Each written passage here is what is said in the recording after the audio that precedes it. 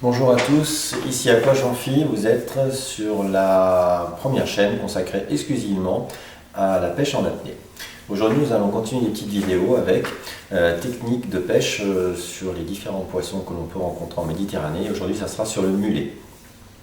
Donc nous allons faire comme dans les précédentes vidéos, où le trouver, comment le capturer et surtout comportement du poisson, très important. Donc alors le mulet, c'est parti.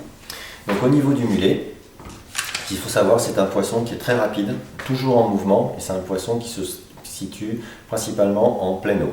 Donc on peut le trouver au niveau des digues, au niveau des jetées, au niveau des remous, parce que c'est un poisson qui aime bien se nourrir de la vase en fin de compte qu'il trouve au niveau des rochers.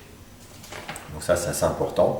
On peut le trouver aussi au niveau du sable, quand on est par exemple à 5-10 mètres de profondeur, et bon, on le voit au fond de l'eau, 2 ou 3 spécimens. Donc là, ils ne sont pas au fond, posés au fond, ils se déplacent tout doucement, ils sont à peu près à 50 cm du fond. Et voilà, donc là aussi, c'est une technique de pêche particulière à avoir. Souvent, principalement, le mulet est en banc de plusieurs individus, ou soit, certaines fois, il y a un mâle, enfin je ne sais pas si c'est un mâle, mais en fin de compte, c'est un individu qui est solitaire, et dans ces cas-là, il est toujours de très forte, il est assez imposant, voilà, il est de grande taille. Ça peut arriver. Voilà, donc ça, ceci étant dit, donc les lieux où on peut le trouver, et en banc, et puis des fois un individu. Voilà, donc au niveau des digues et des jetées, donc comment on procède-t-on? Donc lorsque l'on est en surface et qu'on longe une digue ou une jetée et qu'on pêche essentiellement le mulet, il faut savoir que le mulet, en fin de compte, il se déplace donc en banc, et au niveau des digues et des jetées, il va se trouver dans une zone au niveau de la surface, entre 1 mètre et 1,50 m de la surface. Donc ça ne sert à rien de regarder au fond, il faut toujours regarder devant soi. Parce qu'en fin de compte, le poisson, il va arriver à toute vitesse vers vous. Et quand il va arriver à toute vitesse vers vous, il va être surpris un peu de vous voir et il va pas vous foncer dessus, il va en fin de compte vous contourner. Donc soit le banc va se séparer en deux, soit le banc va juste vous contourner comme ça, que d'un côté.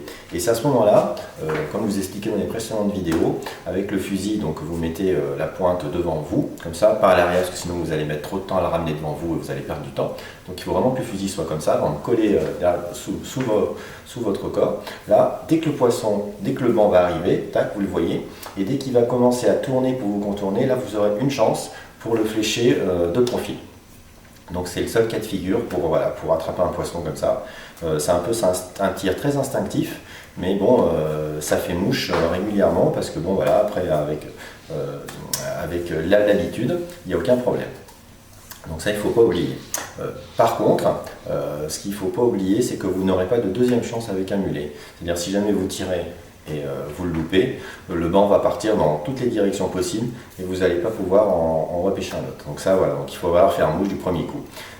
Petit cas particulier qui m'est arrivé plusieurs fois, ça c'est assez sympa, c'est lorsque l'on tire comme ça dans un banc et que le banc en fin de compte se disperse. En fin de compte, il y a comme un affolement, et il est arrivé certaines fois qu'il y a 2 ou 3 individus du banc qui se cachent sous une pierre plate ou dans une faille. Et en fin de compte, ils restent là, ils sont un petit peu peut-être terrorisés par ce qu'ils viennent de voir, je ne sais pas exactement.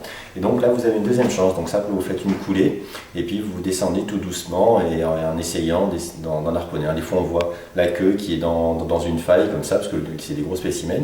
Donc là, vous avez une deuxième chance. Mais en fin de compte, dès que vous descendez, dès que vous sentez votre présence, vous les voyez partir comme des fusées, et c'est impossible à avoir. Voilà, donc ça c'est très important. Donc dès que le banc arrive, le poisson se met sur le côté, paf. C'est exactement la même technique pour quand il y a un individu solitaire. Donc il va arriver face à vous, il va vous voir et puis il va vous contourner. Donc là, pareil, de profil. Voilà, un tir très instinctif, il ne faut pas oublier. Après, donc au niveau du sable. Pour le sable, donc en fin de compte, il faut être entre 5 et 10 mètres de profondeur, et on voit que c'est des individus qui se trouvent à 50 cm du fond, entre guillemets, et il y a 2 ou 3 individus. Donc là, c'est important parce que les individus, comme je vous ai dit dans les précédentes vidéos, le poisson il regarde devant lui, jamais en haut. Donc là, vous faites une coulée, vous descendez tout doucement et vous avez plus de chances de les surprendre. Il est moins méfiant, ce poisson, et il faut toujours ajuster. Donc vous allez avoir plus de temps pour ajuster votre tir dans la tête principalement, comme ça, hop, vous le tétanisez et puis c'est fini. Donc voilà, donc ça c'est très important dans le sable, donc par le dessus, et puis vous avez plus de chances de l'attraper. Voilà. Certaines fois aussi, c'est lorsque vous revenez d'une pêche par exemple, et vous arrivez près de la plage, et il y a des individus qui se trouvent dans 1 mètre d'eau, c'est incroyable, dans 1 mètre d'eau, entre 2 et 3 mètres, entre 2 et 5 mètres du rivage. Donc là, bon, vous pouvez, c'est pareil, c'est un tir instinctif, mais par contre, ce qu'il faut faire attention, c'est qu'il y a souvent des baigneurs, et dans ces cas-là, bon, ben, je vous déconseille de le faire, parce qu'on ne sait jamais, les accidents, ça peut arriver. Mais il y a des cas de figure où on a vu, où j'ai vu, par exemple, des gros individus passer juste devant moi à 2 mètres, même pas de profondeur, mais à 2 mètres du rivage. C'était incroyable.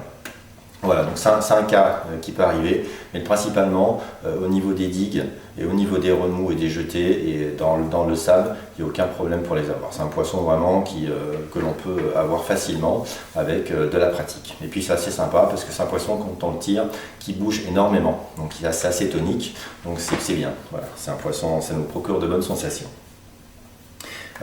Voilà, ça je vous ai dit. Et enfin, donc dernière petite remarque, c'est un poisson que lorsque vous l'avez harponné et en fin de compte ou fléché, quand vous le mettez au niveau de l'accroche poisson, au niveau de ses ouïes, c'est assez fragile, donc il risque de se décrocher. Donc soit vous l'achevez tout de suite pour plus qu'il bouge, soit si vous voulez, bon, entre guillemets, sans être sadique,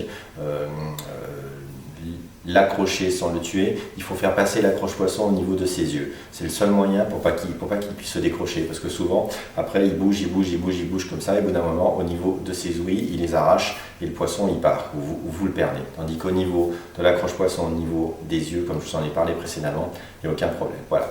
Bon, ceci étant dit, je pense que j'ai fait un petit topo sur le mulet, et puis voilà, bon, bah, on va continuer par d'autres petites vidéos sur les prochains poissons. Je vous remercie tous, et je vous dis à très bientôt.